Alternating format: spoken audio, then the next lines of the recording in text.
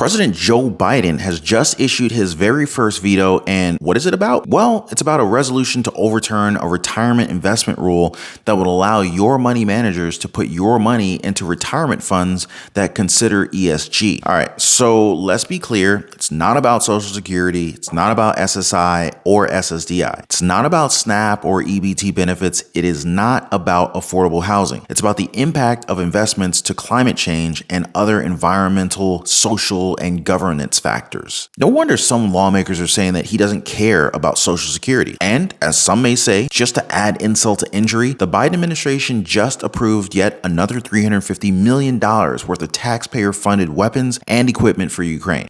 Yeah, another one, huh? Data is also coming out that more people who were already in retirement cannot keep up with their expenses and are actually looking to become unretired. I didn't even know that was a word. Now, how awful is it to realize that you've worked your entire lives to hopefully get to a point where you can retire, you celebrate, you have like this big old retirement party, and you stop working only to find out that your government benefits won't keep the light on at home and it won't give you 3 meals a day? I mean, how dire is the situation that retirees they're being forced to work once again? So much for the American dream, right? Now, I have to admit that this really breaks my heart just to have to see this. And we also have an update on Russia and China's recent meeting that I'm very concerned that you guys should know about. And Florida Governor Ron DeSantis finally takes a shot at Trump. Now, before I continue, please take a second, smash the like button for the video. It definitely helps out and shows that a lot of you guys are benefiting from these updates that we do 24/7. Now, if you're in need of your daily dose of the truth when it comes to Social Security, SSI, SSDI, the state of our economy, the stock market, the housing market, what's really going on in Washington, D.C. that affects our lives, our families, and our bank accounts, be sure to subscribe and make sure your notification bell is turned on. And for the best way to invest in gold, there is a link in the description down below of this video. Now, I want to at least go a few weeks without telling you guys that we're sending even more money to the Ukraine, but hey, that's what's happening. And yes, we're sending millions of dollars more in taxpayer money to this seemingly never-ending war. So what are we sending this time? The latest package is worth $350 million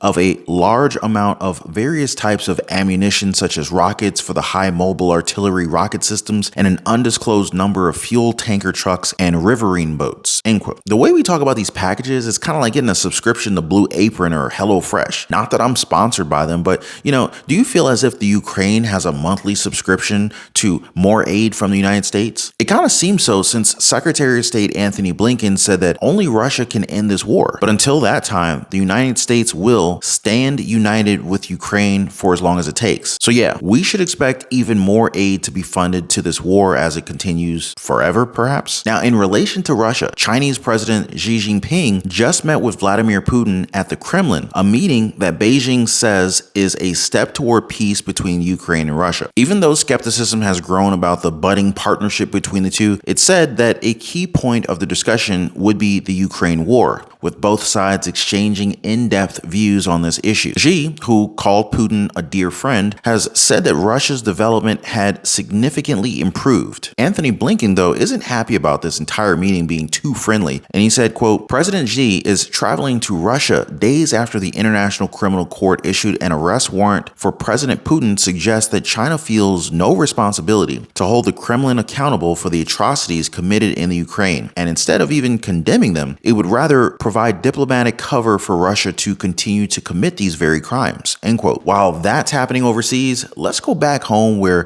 President Biden just issued his first veto. I just signed this veto because the legislation passed by the Congress would put at risk the retirement savings of individuals across the country. They couldn't take into consideration investments that wouldn't be impacted by climate, impacted by overpaying executives, and that's why I decided to veto it. It makes sense to veto it. Others say that this veto does not help who it should be helping, and that's investors, people with their 401ks. And according to this tweet, he also adds this, quote, this bill would risk your retirement savings by making it illegal to consider risk factors MAGA House Republicans don't like. Your plan manager should be able to protect your hard-earned savings, whether Representative Marjorie Taylor Greene likes it or not, end quote. Now, is it just me, or is he just vetoing this out of spite? And to be honest, if you're managing my retirement savings, your goal is to secure my retirement, not not ESG, right? Am I remiss in saying that? Democratic Senator Joe Manchin also wasn't happy with this decision, saying, quote, "The administration continues to prioritize their radical policy agenda over the economic, energy, and national security needs of our country. And it's also infuriating. West Virginians are under increasing stress as we continue to recover from a once-in-a-generation pandemic, pay the bills amid record inflation, and face the largest land war in Europe since World War II. The administration's unrelenting campaign to advance a radical social and environmental agenda is only exacerbating these challenges," end quote. What do you guys think about Joe Manchin's view on this matter? And since we're already on the topic of retirement, the cost of living in the country has become so awful that almost 70% of Americans are now planning to work in retirement. This is just insane if you think about it. You know what? Let me Google what retirement means. It basically says that this is the action or the fact of leaving one's job and ceasing to work. But what happens when people don't feel as confident with their 401ks? What are people realizing when they think of Social Security? I mean, the program that got the biggest bump in paychecks in the last 40 years, but still, Americans are worried that they would need to work past retirement age just to make ends meet. Man, I'm sorry guys. Now, I don't mean to be sentimental, but do you guys remember a few years ago when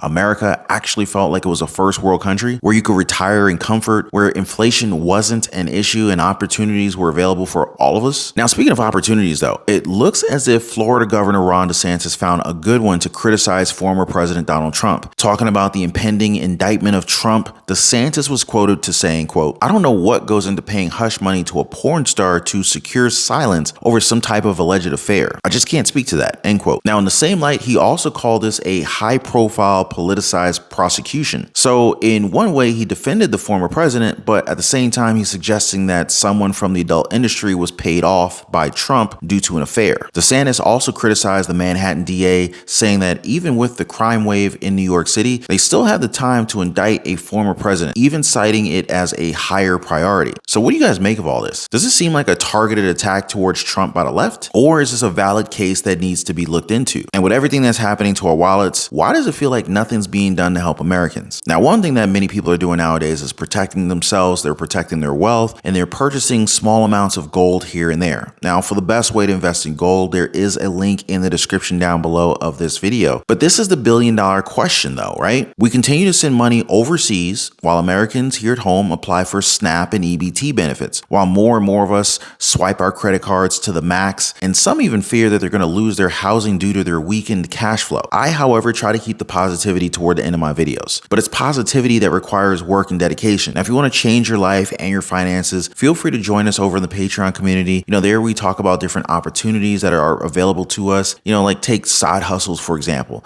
You know, in the same way, we could also look at small businesses where you stand to earn more than just, you know, one single cash flow. And this could in turn ultimately strengthen our finances. It could. But how about investments, right? I mean, the stock market and real estate market, they're both filled with opportunity as well. But like I said, you know, we each have to take our own first step. Now, before I go, guys, please don't forget to drop a thumbs up for the video. Also subscribe for your daily dose of the truth. I do appreciate you guys watching. Please be kind to one another, and I'll see you on the next one.